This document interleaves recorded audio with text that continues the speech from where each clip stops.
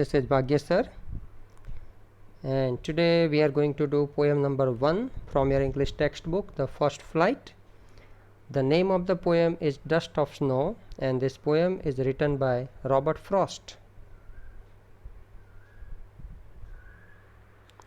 First of all, let's know something about the poet Robert Frost. Here you can see the picture of the poet on your screen.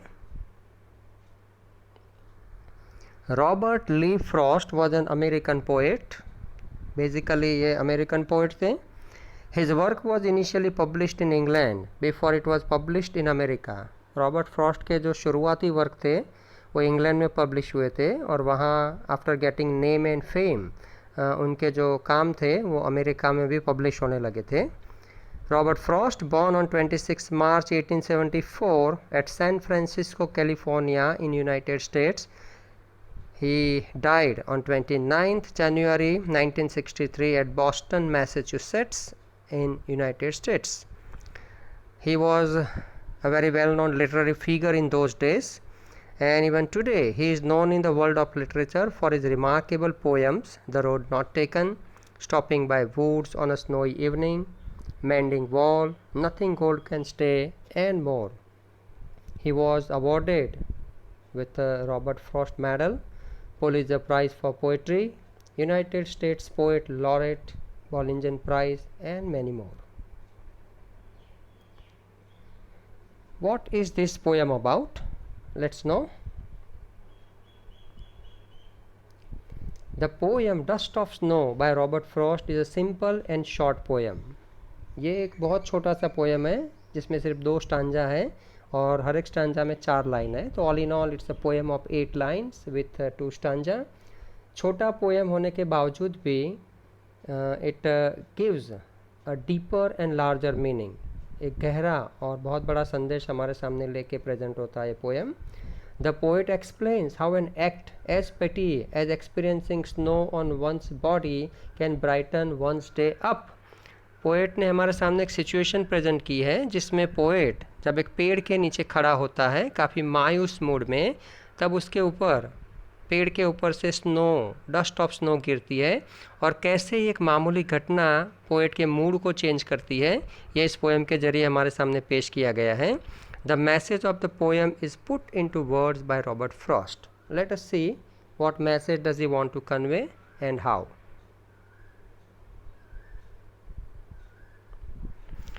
Let's take a look at the first stanza.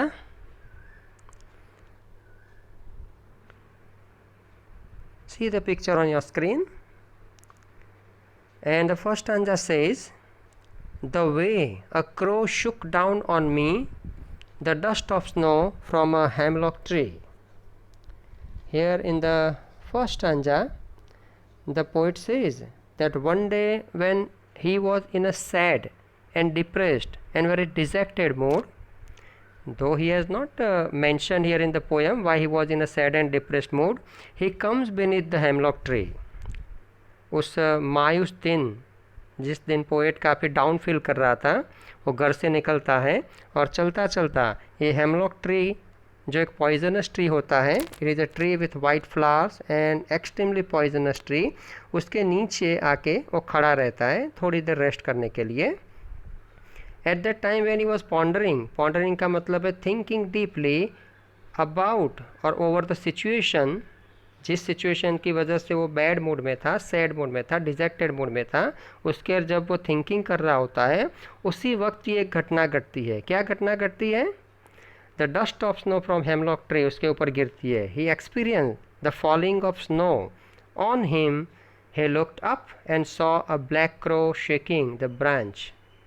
जैसे उसके ऊपर dust of snow गिरती है उसकी नज़र ऊपर जाती है और वो देखता है कि ऊपर एक ब्रांच के ऊपर एक ब्लैक क्रो बैठा हुआ है और उसके ब्रांच के हिलाने से पोएट के ऊपर ये डस्ट ऑफ स्नो गिरती है. Here in the first stanza the poet has mention 2 negative elements. हमारे सामने 2 नेगेटिव एजेंट रखे हुए हैं. कैसे है वो नेगेटिव एजेंट? और पहला एजेंट कौन सा है? It is a black crow. Black crow को जनरली हम सिंबल ऑफ फियर मानते हैं, उसको इल ओमेन का प्रतीक माना जाता है, अपशुभ का प्रतीक माना जाता है। जैसे ही हमारे इर्द गिर्द वो आवाज़ करता है तो हम उसको भगा देने के लिए खड़े हो जाते हैं। इस किस्म का ये पक्षी है। और दूसरा जो नेगेटिव एस्पेक्ट है, एलिमेंट है, वो है the hemlock tree. Hemlock tree is a poisonous tree as I told you, it's very deadly tree.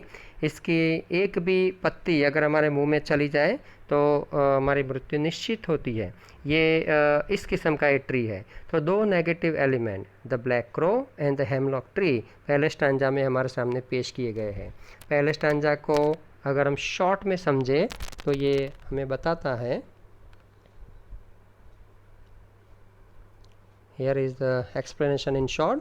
The poem is set in a scene where the poet is in a bad mood and is walking by a tree, hemlock tree. ये hemlock tree के नज़दीक से गुजरते वक्त वहाँ थोड़ी देर खड़ा रहता है। Hemlock tree is a poisonous tree. As he passes by, a crow happens to throw some snow dust on him. जैसे ही वो हेमलॉक ट्री के नीचे आता है, ऊपर से एक क्रो उसके ऊपर थोड़ी सी स्नो की डस्ट गिराता है। Whether it falls on his head or shoulder is unknown, as there is no specific mention in the poem. It happened to send some particles of snow upon the author.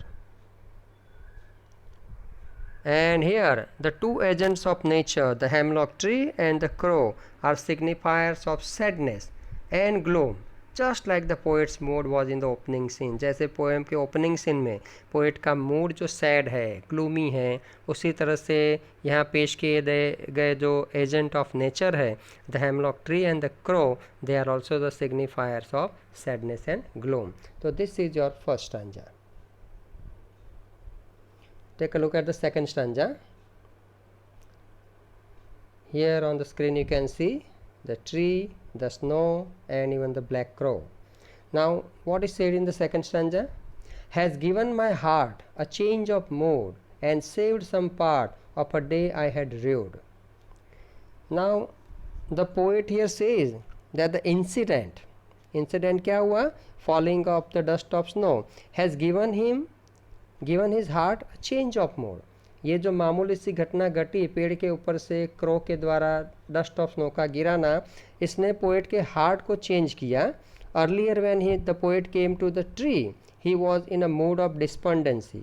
जब शुरुआत में poet पेड़ के नीचे आता है तो वो डिस्पॉन्डेंसी के मूड में होता है. डिस्पॉन्डेंसी का मतलब है sadness, hopelessness. And now the cool and soothing touch of the dust of snow, एक डस्ट ऑफ स्नो का ऊपर से गिरना, एक मामूली सी घटना, और इसने पोएट के मूड को चेंज किया. And this incident has given him a new hope, एक नई आशा जगाई उसके मन में, that life is not what he was thinking about. ज़िंदगी वो नहीं है जो सोच रहा है. वो क्या सोच रहा था ज़िंदगी के बारे में? Life is full of sadness and agony and helplessness etcetera. The poet's mood is changed from negativity to positivity.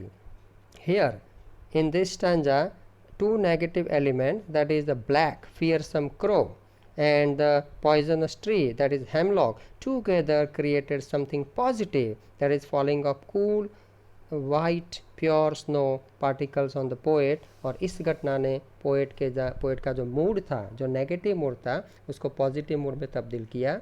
Poet अब तक अपना आधा दिन ऐसे ही डिस्पॉन्डेंसी के मूड में बिगाड़ चुका था. एंड आफ्टर दिस इंसिडेंट उसके मूड में पॉजिटिविटी आती है. His heart and soul is brighten up and his mood also is changed from sadness to happiness. Take a look at the explanation. For reason unknown, the author was having a terrible day. उस दिन poet का दिन बहुत ख़राब था. Reason नहीं बताया उसने. But the falling of the snow on his head lifted his mood instantly.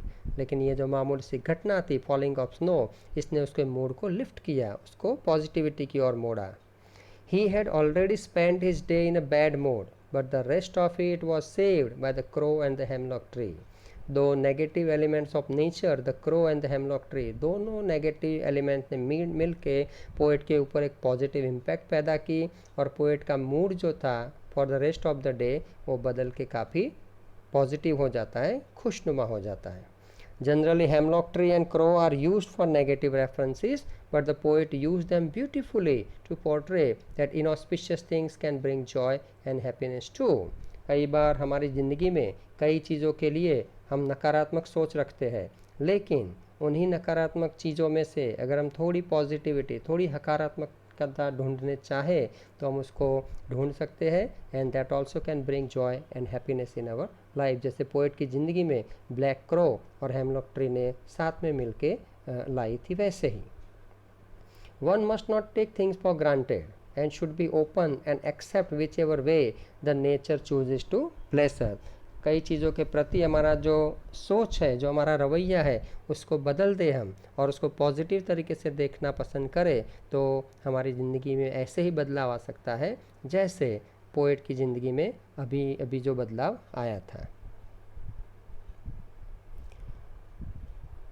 Well students, इस पोएम के जरिए पोएट ने हमारे सामने एक कंसेप्ट पेश किया है कि the poem dust of snow demonstrates that the little things in life, हमारी ज़िंदगी में घटने वाली छोटी छोटी घटनाएं अगर हम उसको पॉजिटिव तरीके से लेते हैं तो it makes huge change in our future. This poem also shows that if we can take the hard times of life in a positive manner, eventually something will happen to change our situation into happier time. ये message हमारे सामने poet ने poem के जरिए पेश किया है. I hope you have understood the poem, students. Thanks for watching.